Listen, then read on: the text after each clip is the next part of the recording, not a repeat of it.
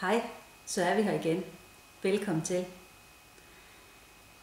Jeg er glad for, at du stadigvæk hænger på og har en intention om at gøre det her år, den her dag, det her øjeblik til noget særligt. Vi har besluttet, at du ikke længere vil fortsætte ud af den samme gamle vej, som du har fulgt igennem rigtig mange år, men vil skabe det gode liv for dig. At du ikke længere vil affinde dig med at være mellemtilfreds eller utilfreds.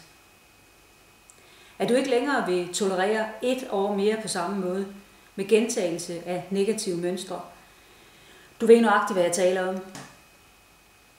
Hvor i dit liv det ikke fungerer for dig. Du kan ikke længere lyve for dig selv eller forstille dig over for andre. Jeg håber, du er klar over, at du har alt det, der skal til for at få det til at ske. Og jeg inviterer dig til at beslutte dig for at udfordre dig selv og lade mig guide og inspirere dig til at skabe et bedre liv.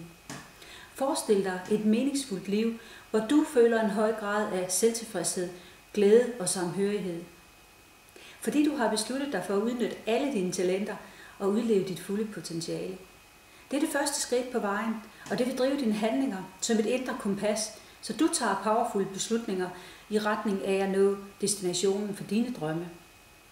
Intentioner åbner op for nye muligheder og potentialer, og dermed også for en helt ny realitet.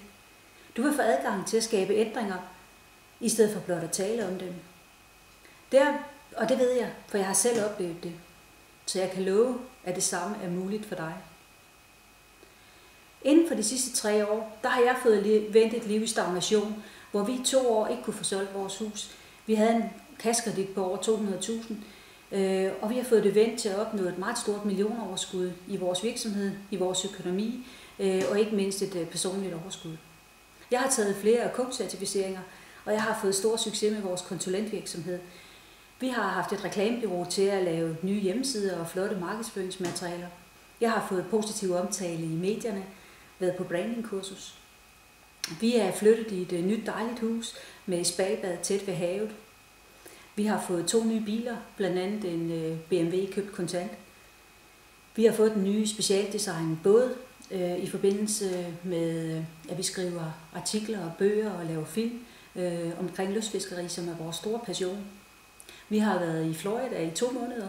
Vi har været i Californien og Las Vegas i 5 uger. Vi har været 3 uger i Mexico, og vi har også både været i London og i Rom.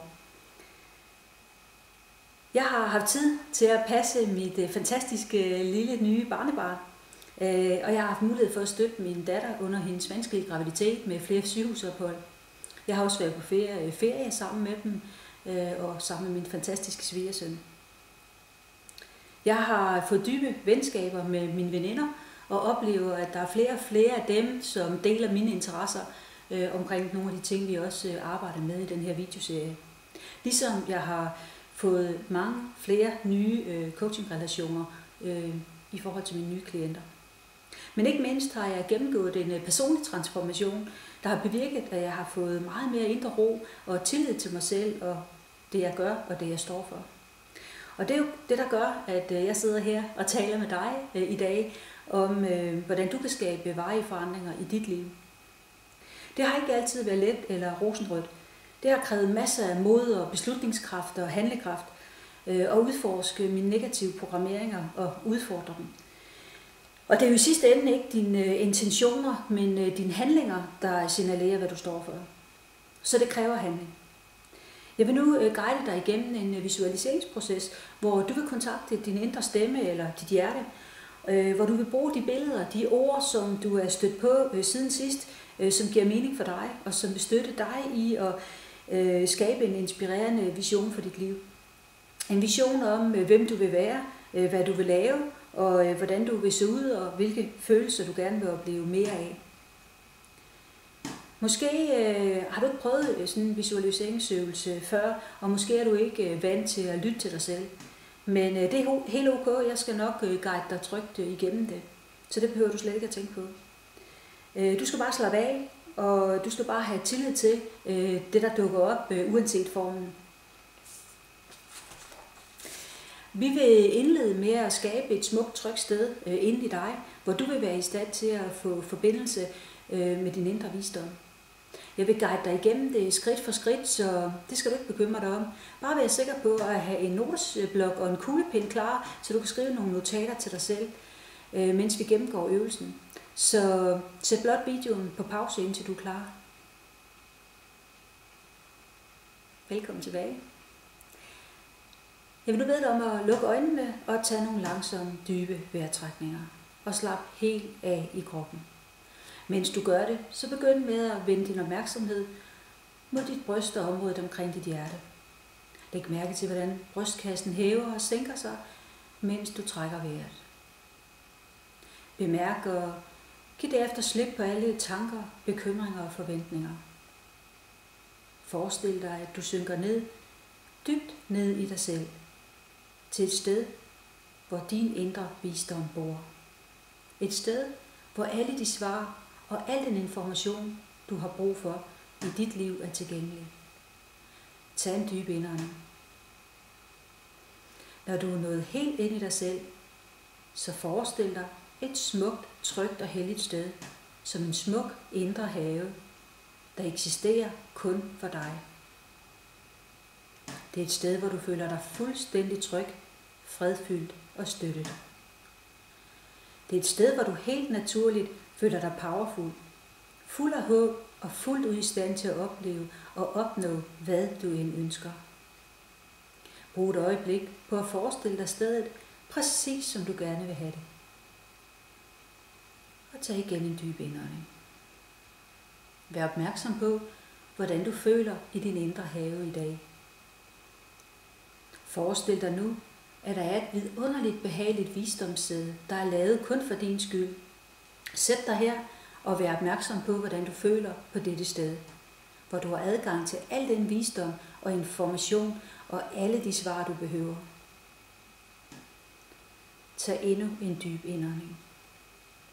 Nu skal du let og ubesværet bede om en vision for, hvordan du gerne vil have, dit liv skal se ud et år fra nu. Hvordan ønsker du, at dit liv skal se ud, og hvordan vil du gerne føle om et år fra nu på alle dine livsområder? Hvad kan åbne, skifte og forvandle sig for dig i løbet af det næste år, hvis du er villig til at finde fred med fortiden og slippe de begrænsninger, der hører med? Skriv gerne notater og sæt bare videoen på pause, hvis du har brug for det.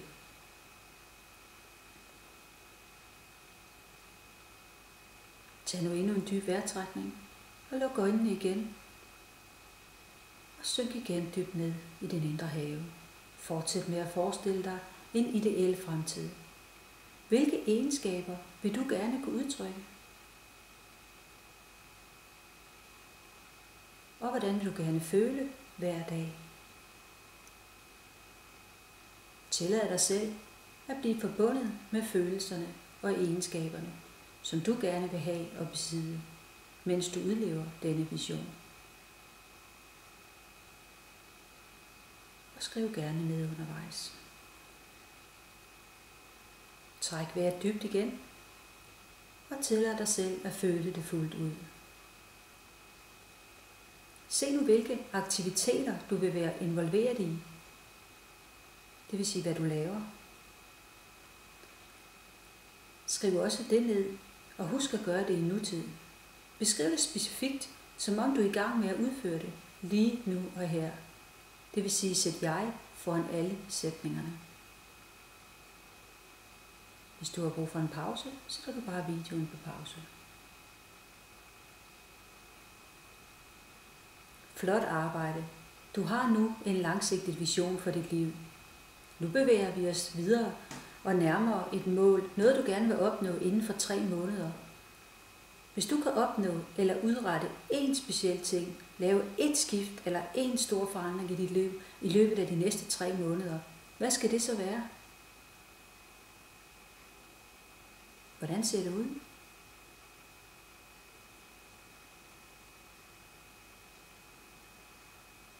Skriv gerne ned.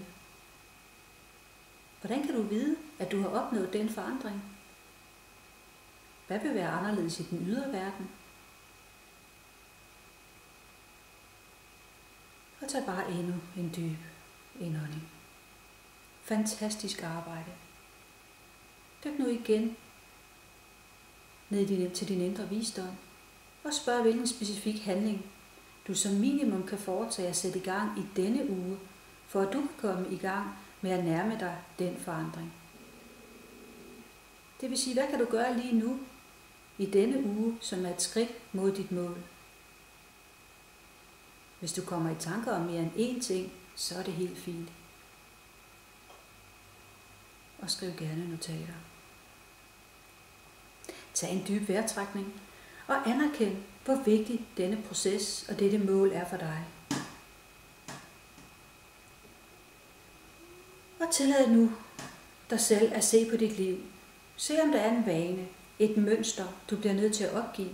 Giv slip på, for at du kan nå dit mål inden for 3 måneder. Der er sikkert noget, du gør lige nu. En vane, et mønster, en måde at bruge din tid på. Måske en forstyrrelse, som i løbet af de næste 3 måneder kan sænke dig på en eller anden måde, eller vanskeliggøre det for dig at opnå det fremskridt, du gerne vil have. Se hvilken vane eller adfærdsmønster, der kan komme i vejen på vej mod dit mål.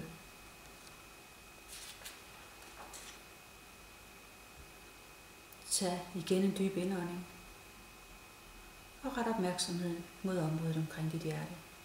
Nu kommer nemlig det store spørgsmål. Er du villig til at opgive denne vane? Bare de næste 3 måneder. Hvordan vil det at opgive det give dig mere tid, eller mere energi, eller motivation til at genskabe dit liv?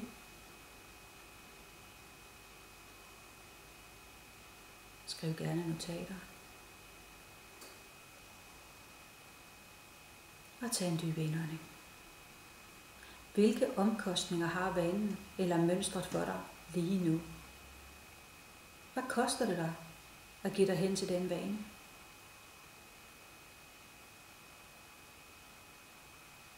Skriv også gerne det ned.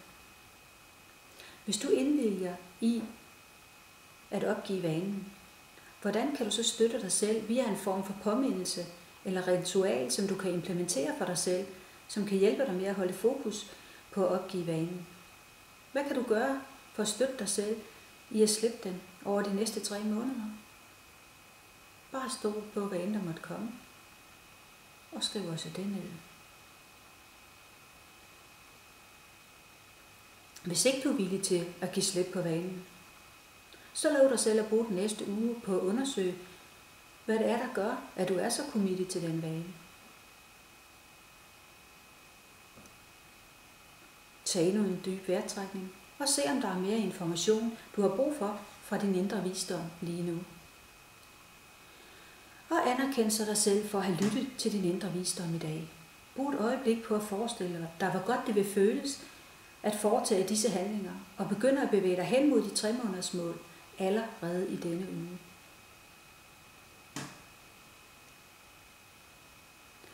Og når du er klar, så flyv langsomt op og vend tilbage til rummet, du sidder i. Mærk underlaget, du sidder på. Og skriv så gerne ned, hvordan denne indre visualisering var for dig i dag. Jeg vil gerne anerkende dig for den klarhed, du bragte til din vision og dit mål. Jeg håber, du kan sige præcis, hvad du har brug for at gøre, der vil føre dig til opfyldelsen af din langsigtede vision i forhold til, hvad du gerne vil med dit liv. Hvem du gerne vil være og hvordan du gerne vil føle.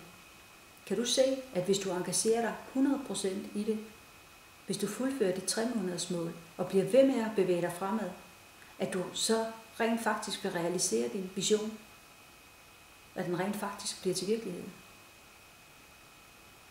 Skriv gerne et dagbog om dine følelser og dine indsigter, og hvis du har lyst, så vil det glæde mig og garanteret mange andre at læse om det på min Facebook-side Guide til det gode liv, hvor jeg også vil skrive om mine visioner og mål for de kommende måneder. Så på gensyn på Guide til det gode liv.